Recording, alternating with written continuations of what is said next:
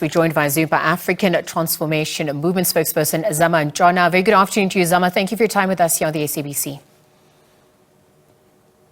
Thank you so much. Good afternoon to you and the listeners. All right, so on the back of the report being released by the Public Protector, let's get your reaction to the Public Protector's report. Now, having cleared President Cyril Ramaphosa of any wrongdoing, the matter, the DA having issued a statement to say that it is a form of whitewashing. Your thoughts? Well, as the African Transformation Movement, we totally reject this particular report. We reject it because this report truly does not deal with the fundamentals and the clear violations and admissions of President Cyril Ramaphosa.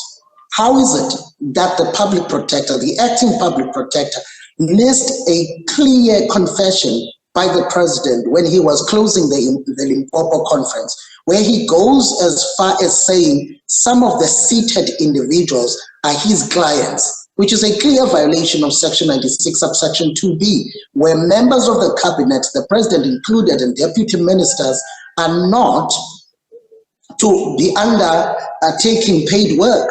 How did the Deputy Public Protector miss that? And also, how did it happen that the Public Protector missed Section 34, subsection 1 on issues of reporting? Truly, this is why, as the African Transformation Movement, we are going to take this matter on review, because truly, it is truly unheard of. The only thing the Deputy Public Protector did was to bend over backwards to accommodate the President and protect the President. All right, Zama, thank you for those sentiments. If I heard you correctly, the ATM is going to take the report on review, giving misgivings about the misinterpretation of what's been unearthed in this report. I want to also look at some of the other questions that have come to the fore at this point. Do you think the President could face the music when it comes to sanctions from other regulators, given South Africa's strict controls and the use of foreign currency? Is this a way at this point for him to also face the music? How do you weigh in on that, given that the Public Protector's report didn't look at that or the amount of cash on the farm?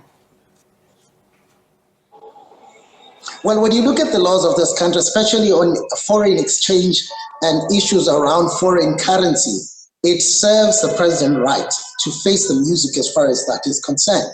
Because truly, it is unheard of that with the laws of this country, with a cap of 25,000 rand, that you would have had an individual who had kept large sums of money to that extent. With the Reserve Bank clearly showing with the questions that they asked that they were not aware, which means there was no declaration, and SARS asking the question again on this matter earlier on in the year, which clearly shows that the President did not declare some of these monies. And that is truly something that we have to look into. And any form of remedial action would have assisted in this matter so that we are able to get to the bottom of it. We can't have a lawless president. We can't have a constitutional delinquent for a president. Well, speaking of remedial action, what's your assessment at this point about the remedial action for General Root as well as Sergeant Vegoto for contraventions?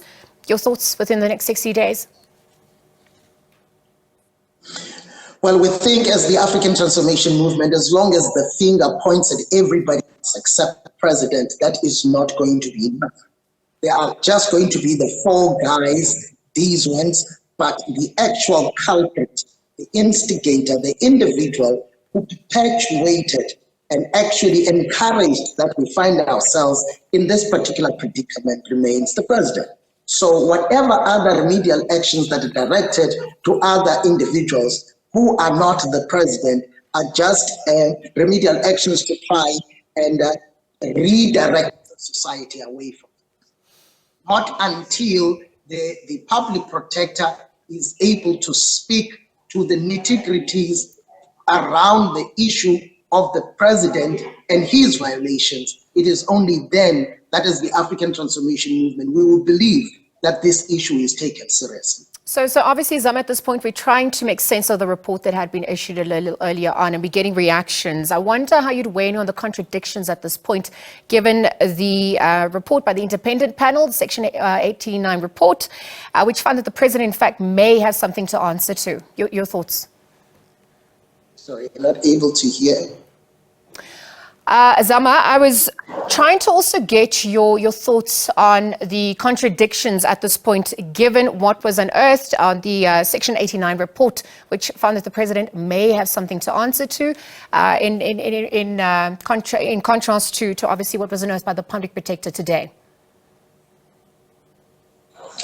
This is why it is so shocking that the public protector would arrive at a conclusion different from the independent panel. The independent panel, in 4 accounts, even by the affidavit of the president, there is something to answer.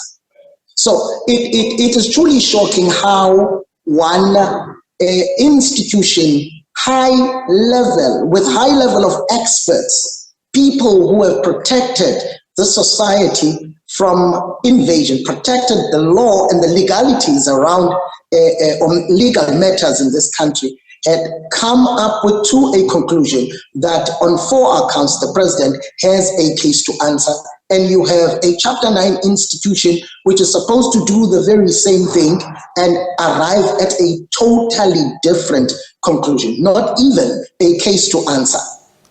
Because that's the least you expect, that there is a case to answer. But after this evaluation, that the public protectors actually delivered such a verdict. In fact, it is truly why, as the African Transformation Movement, we're going to take this on a review, because we believe that the deputy public protector might have been looking at a different case. But as far as this case is concerned, when you look at the violations and you look at the admissions, there is no way that you can come out with a different conclusion to what the independent panel had actually gotten to. So truly, as the African Transformation Movement would like to say once again, that we reject this and we're going to go to the High Court and actually have this overturned. Zama, just let me wrap up this conversation. Obviously, speaking on the issue of accountability in our democracy at this point, what do you think the impact of this report is going to have on our Chapter 9 institution? Perhaps especially as we head into elections. I'm asking this because some are also questioning the timing of this report and given the vacancies at the Office of the Public Protector as well. Your thoughts in conclusion? Thank you so much. As the African Transformation Movement, we believe that this is slowly adding to the eroded perception of what these institutions are doing. There has been much talk in the 5th administration and now in the 6th administration of how the organs of state and how state institutions are used to advance political ideals. And with such decisions, you can't run away from the fact that this is also pouring petrol into the fire. It is fueling the thoughts that are out there in the public space that these institutions, when it comes to independence, are questionable. When it comes to impartiality, are beginning to showcase questionable characters. And if you follow how the deputy public protector, Advocate Galega, has been going about conducting this particular issue, you would definitely see that there are landmarks, pivotal landmarks along the way that pointed that this would be the only conclusion she would get to. And if that is the case, then we have a problem. Our democratic, our constitutional democracy needs to be salvaged, needs to be saved, and be saved from any form of invasion and any form of capture, because this particular decision does not really give confidence to us that we can trust. And on the issue of these institutions being used, especially on the eve of an election, that is a definite question to be asked. Are we cleaning up the president so that he looks presidential for 2024, but not on our watch? This is not going to be done at the expense of South African law. the African Transformation Movement would definitely make it a point that we deal with this issue decisively. The president will not have the last word on this matter, because he has said it himself. He is as guilty as charged. Zama, just very quickly, I know I said that was my last question. I think just some of the sentiments floating around, do you think that this scandal was on par with his predecessor? If so, why, in terms of violation of oath of office? Well, I wouldn't want to compare the extent of the violation, but what is clear is that Section 96, subsection 2B, and that, if you look at a letter that was written by the president back in 2013, 2014, when he assumed deputy presidency, in anticipation of him actually violating the Executive Members Ethics Act, he said he was going to put together an entity that was actually going to look into his businesses, because he knew back then. Now, an individual who knew 6 years or so before violating that, when we asked him in Parliament, he said he has not, but he wanted to use the issue of declaring as a scapegoat when the law is very clear on the matter. We believe that for violation. Hello? All right, Zama, I think we're losing you there for now, but I want to thank you for your time with us and for your reaction on the back of the Public Protector's report that had been released today.